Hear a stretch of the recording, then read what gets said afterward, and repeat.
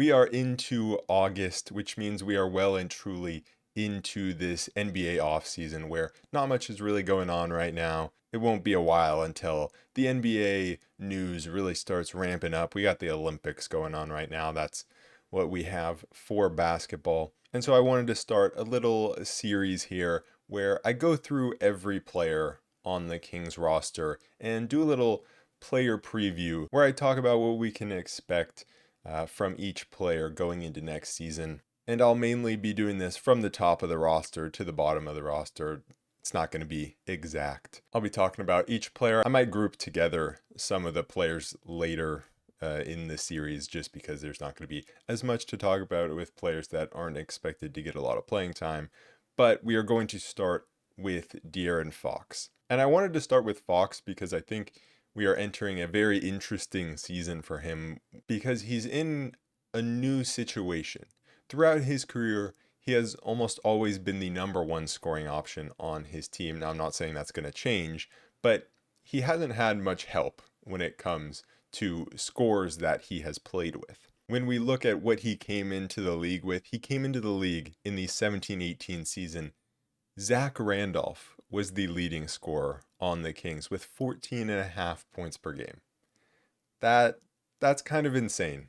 14.5 points per game to lead an NBA team in scoring, and it's extremely old Zach Randolph. Buddy Hield was on that team, and the next season, Buddy Hield was the leading scorer at 20.7 points per game. Fox jumped up to 17 points per game. And then the season after that, Fox became the leading scorer of the team, jumped into the 20 points per game threshold. And the scorers that he had on the team with him, it was Buddy Hield, Bogdan Bogdanovic for a little bit, Harrison Barnes. And then obviously later on, he gets Domantas Sabonis on the team.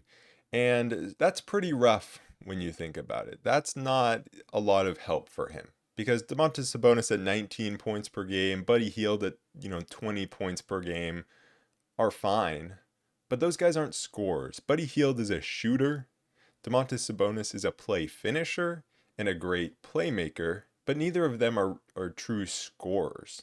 Neither of them are going to go and create much of their own offense. And so throughout Fox's career, he just hasn't had many players that can create their own offense or just not players that can do it at a very high level. Harrison Barnes in his prime was solid, and Malik Monk has done a valiant job, but neither of those guys are number two options. Harrison Barnes definitely wasn't.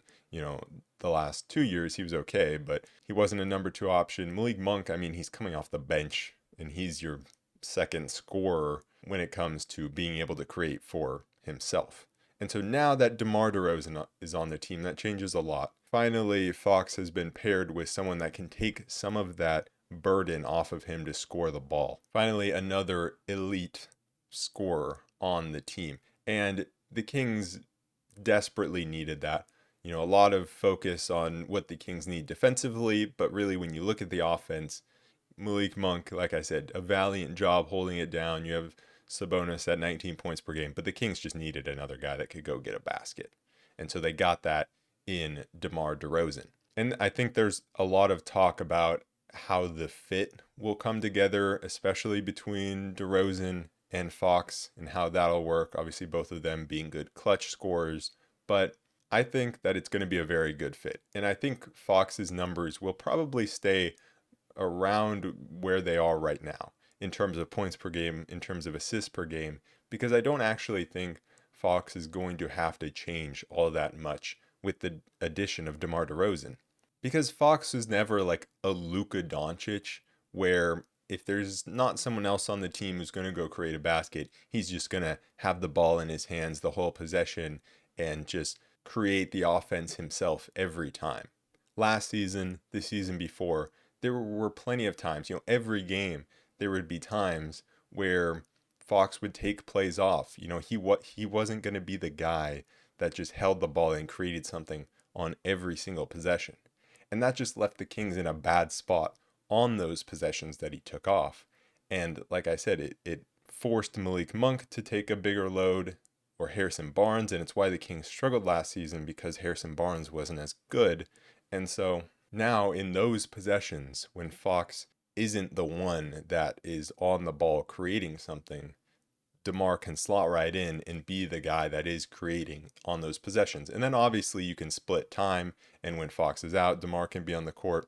But I also think it works when they are on the court together, because Fox shot very well from three last season, and Fox was very comfortable playing off the ball. He shot 36.9% from three last season. He shot 39% off the catch on 3 attempts per game.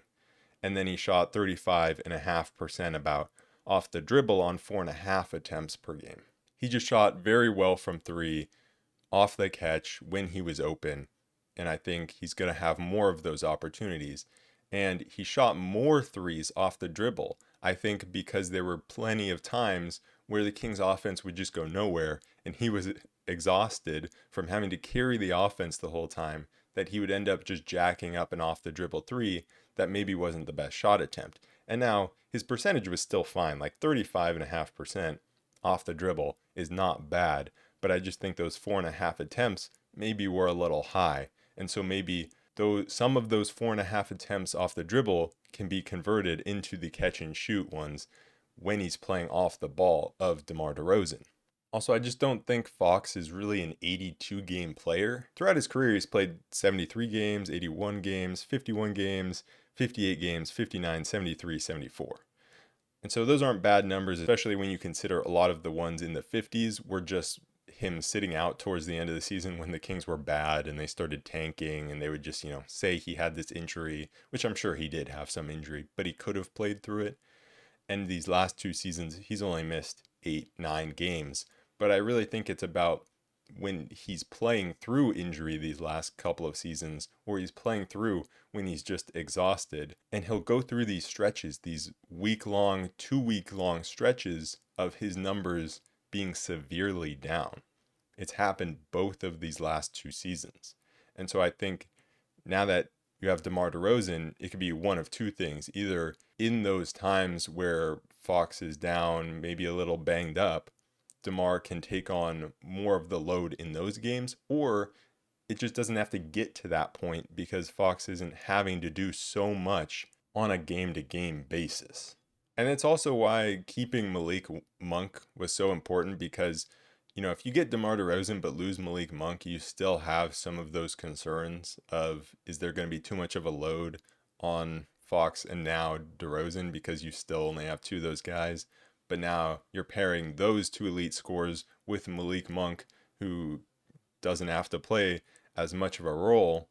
That just puts Monk in an even better spot to play off the ball and put up better numbers. So I just think the Kings in general are in a much better position offensively because Fox doesn't have to carry so much of the load offensively like he has had to in seasons past and pretty much his whole career.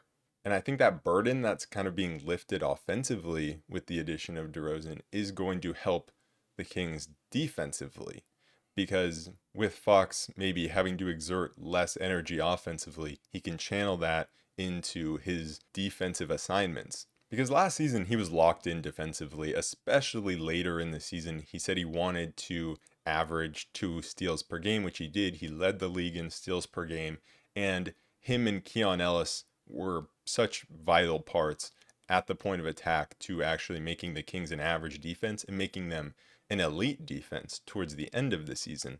Through games 1 through 67 of last season, the Kings had a 117.1 defensive rating, and in the rest of the games, they went up to 110.7, or I guess you could say went down, but, up in the rankings.